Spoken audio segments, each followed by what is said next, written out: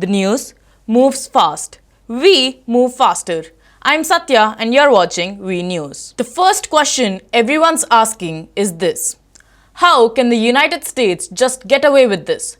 Taking Nicolas Maduro into custody. No UN vote, no international court order.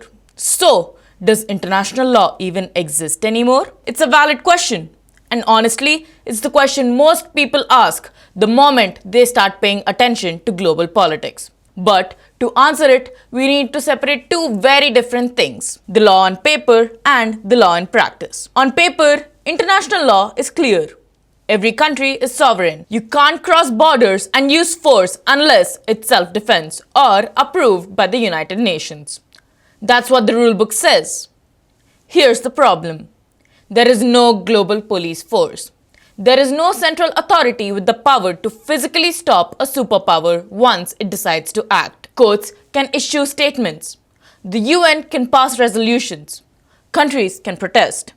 But none of that comes with enforcement. And that's why cases like Venezuela matter. Because Venezuela isn't just a country in crisis.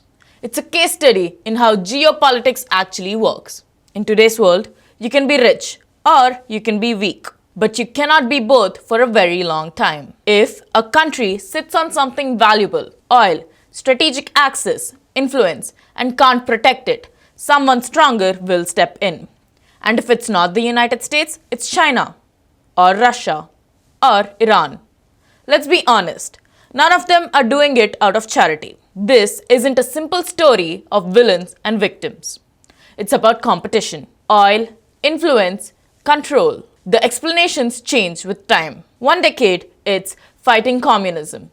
Another, it's counter-terrorism. Then, it's human rights or democracy. Different justifications, same underlying logic. Now, that doesn't mean international law is fake. It does exist. But it is not self-executing. Only works when powerful countries choose to respect it. And when they don't, the law doesn't disappear. It becomes optional.